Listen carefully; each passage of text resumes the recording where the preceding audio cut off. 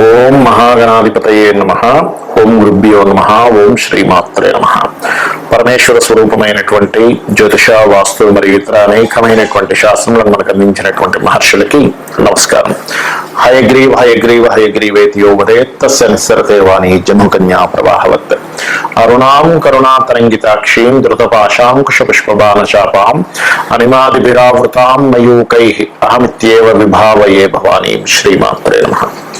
ప్రేక్షకులకి ఆ లలితాంబిక అమ్మవారి యొక్క అనుగ్రహం పరిపూర్ణంగా కలగాలని మనస్ఫూర్తిగా కోరుకుంటూ మనం ఈరోజు చెప్పుకోబోయేటువంటి టాపిక్ ఏమిటి అంటే, మనకి ఏదైనా ఒక గొప్ప విషయం జరిగే ముందు అమ్మవారు చిన్న చిన్న సంకేతాలతో మనకి చెప్తూ ఉంటుంది. అది ఎలాగా అంటే, ప్రకృతి అమ్మవారిని చెప్పబడింది మన శాస్త్రాల్లో. కాబట్టి చిన్న చిన్న సంకేతాలతో నీకు గొప్ప విషయం జరగనుంది, కాబట్టి నువ్వేం దిగులు చెందకు. అలాగే మనకి ఏదైనా ఒక ఆపద వచ్చే ముందు కూడా అమ్మవారు చెప్తుంది. కాబట్టి ఈ సంకేతాలు అసలు ఎటువంటి వచ్చినప్పుడు ఎటువంటివి జరగనున్నాయి, ఒకవేళ నిజంగా మనకి ఏదైనా చిన్నపాటి ఆపద వస్తుంది అన్నప్పుడు దానికి మనం దాని నుంచి బయటపడడానికి ఎటువంటి వాడికి అమ్మవారి నామంలో ఏ నామం చేసుకొని, లేకపోతే ఏ దానం ఇచ్చి, గోవుకి ఏ తినిపించి మనం ఆ యొక్క ఇబ్బంది నుంచి బయటపడవచ్చు అనేటువంటి విషయాలు మనం ఒక్కొక్కటిగా తెలుసుకుందాం. శనికి సంబంధించిన సంకేతాలు అమ్మవారు ఏ రూపంలో మనకు చూపిస్తుంది అన్నప్పుడు, అది స్వప్న రూపంలో కావచ్చు, మన నిత్య జీవితం రూపంలో కావచ్చు, ఒక రకమైన సంకేతాలు చూపిస్తుంది. అలాగా అంటే మనకేదో రోగం వచ్చినట్టు స్వప్నంలో రావడం కానీ, లేకపోతే బాగా ఏజ్డ్ పర్సన్స్ మనకి ఏదైనా స్వప్నంలో రావడం కానీ, లేకపోతే ఏదైనా ఒక వస్తువు విరిగిపోయినట్టు, ఒక అంగవైకల్యం పొందినట్టు, ఒక్కోసారి చూడండి ఒక 4 కుర్చీలు ఉన్నటువంటిది ఒక కుర్చీ కాలు విరిగిపోయినట్టు, లేకపోతే సంథింగ్ అంటే నల్లటి బొగ్గు కల్లోకి రావడం కానీ, లేకపోతే నల్ల పిల్లి కల్లోకి రావడం కానీ, మొత్తం శూన్యంగా అయిపోయినట్టు వచ్చింది. ఒకసారి ఒక అతనికి అయితే ఏంటంటే ఒక దగ్గరికి వెళ్ళాను సార్, మొత్తం చీకటి కనబడింది నాకు అన్నాడు. వెంటనే నేను చెప్పింది ఏంటంటే, బాబు నువ్వు కాలభైరవాష్టకం చదువుకో, నీకు ఏదైనా సరే ఇబ్బంది కలగాల్సింది పోతుంది అన్నప్పుడు. అంటే ఏంటి, ఎప్పుడైనా సరే స్వప్నంలో మనకి నెగిటివ్ ఏదైనా వచ్చింది అంటే వెంటనే ఉదయాన్ని నిద్రలేచిన వెంటనే కాలకృత్యాలు తీర్చుకొని దేవతారాధన తర్వాత ఆలయానికి వెళ్ళొచ్చి, ముఖ్యంగా మీరు చేయవలసినటువంటిది గజేంద్ర మోక్ష ఘట్టాన్ని వినండి. వింటే ఆ సంకేతం ముందుగా అమ్మవారు మనకి ఇచ్చింది, నువ్వు ఇలా జరగబోతుంది కాబట్టి నువ్వు దీనికి పరిహారం చేసుకోవాలి. ఆ పరిహారాల ద్వారా మనం బయటపడవచ్చు, అందులో ఎటువంటి సందేహం లేదు. మరి నిత్య జీవితంలో శనికి సంబంధించిన సంకేతాలు ఎలాంటివి ఉంటాయి, ఎలాంటిది మనకు ముందుగా చెప్పబోతుంది. చాలా మంది అంటూ ఉంటారు, ఏమంటే నాకు నెక్స్ట్ శని మహర్దశ వస్తుందండి, రేపటి నుంచి స్టార్ట్ అవుతుంది, ఈ మధ్య ప్రారంభమైంది, ఎలా ఉంటుంది అంటూ ఉంటారు. లేదా శని గోచారం మనకు చూడండి, ఒక్కోసారి ఏలనాటి శని, అష్టమి శని, అర్ధాష్టమి శని గోచారం ఎలా ఉంటుంది ఎందుకు అడుగుతుంటారంటే, ఒక్కొక్కసారి అదే శని గోచారం మంచిని ఇస్తుంది, ఒక్కొక్కసారి ఇబ్బందిని ఇస్తుంది. అది మంచిని ఇబ్బందిని ఎందుకు ఇస్తుంది అనేది మన పర్సనల్ చార్ట్ లో ఉండేటువంటి గ్రహాల యొక్క స్థితిని బట్టి ఉంటూ ఉంటుంది. కాబట్టి అది నెగటివ్ ఫలితాలు రాబోతున్నాయి మన ప్రారంభ కర్మ ద్వారా అనేటువంటిది నిత్య జీవితం ఎలా జరుగుతూ ఉంటుంది అంటే, బద్దకిస్తూ ఉంటారు, ఎక్కువగా నిద్రపోతూ ఉంటారు. అదేవిధంగా మనకి చేసేటువంటి వృత్తిలో ఎప్పుడూ ఏదో ఒక గొడవ జరుగుతూ ఉంటుంది. శని యొక్క గోచారం సరిగా లేనట్లయితే మన కింద సహకరించే వాళ్ళు, మన కింద పనిచేసే వాళ్ళు నిలబడరు, వెళ్ళిపోతూ ఉంటారు. అంటే ఒక షాప్ పెట్టుకున్నారు, ఒక ఆఫీస్ పెట్టుకున్నారు, లేకపోతే ఇంట్లో పని వాళ్ళు ఏమైపోతుంటారంటే శని గోచారం సరిగా లేనప్పుడు మీ కింద పనిచేసే వాళ్ళు ఉండరండి, వాళ్ళు వెళ్ళిపోతారు.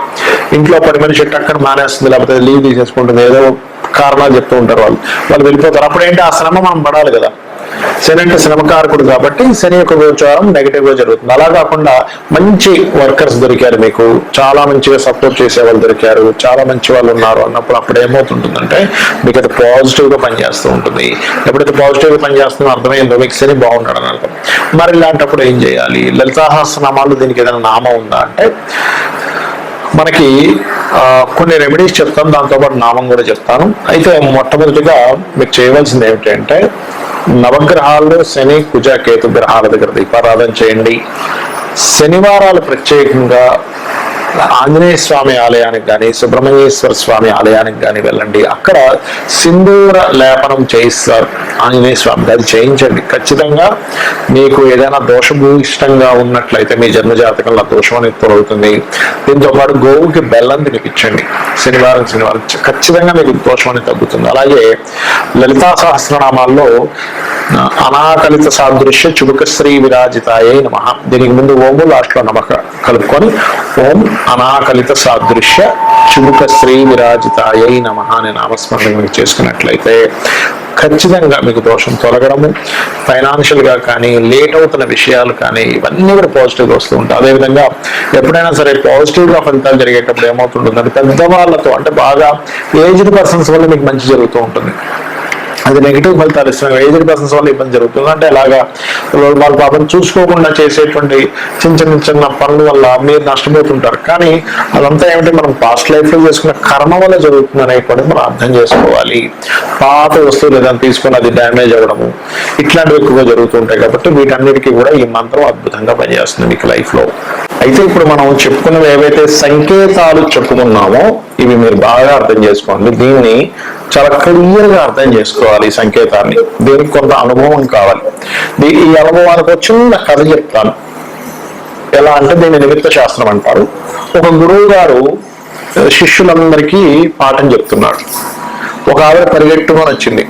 ఏమండి, మా అబ్బాయి కనిపించట్లేదు, ఎక్కడికో వెళ్ళిపోయాడు అని అన్నది. అనగానే ఇటువైపు నుంచి ఆవిడ వచ్చి చెప్పింది, ఈ ఎడం వైపు నుంచి గురువు గారి ఒక భార్య వచ్చింది. అక్కడికి వచ్చి మన బావిలో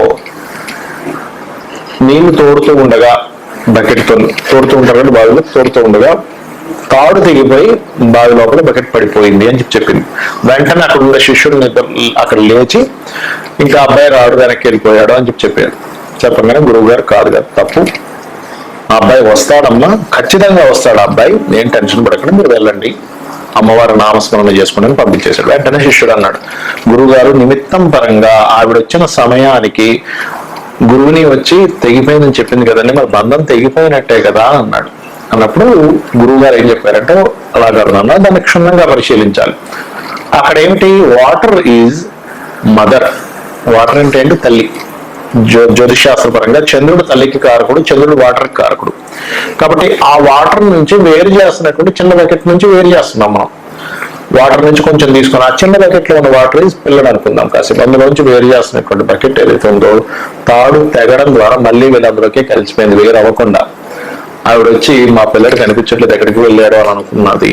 కానీ ఇక్కడికి వచ్చి ఈవిడ చెప్పింది గురువుని, ఏమని, మళ్ళీ వెళ్ళి దానిలోనే కలిసిపోయే వాటర్ అంటే ఏమిటి, వాటర్ లో వాటర్ కలిసిపోయింది కాబట్టి పిల్లవాడు వచ్చి తల్లితో కలుస్తాడనేటువంటి చెప్పాలి, కానీ తెగిపోయిందని చెప్పకూడదు. ఒకవేళ ఏదైనా ఒక పర్సన్ వచ్చి వాళ్ళ జీవిత భాగస్వామి దూరంగా వెళ్ళిపోయింది అని అన్నప్పుడు మాత్రమే తెగిపోతుందని చెప్పాలి. ఎందుకంటే భార్యాభర్తల సంబంధం అనేటువంటిది ఒక బకెట్ ఒక తాడు కలిస్తే నీళ్ళు తీసుకోగలం.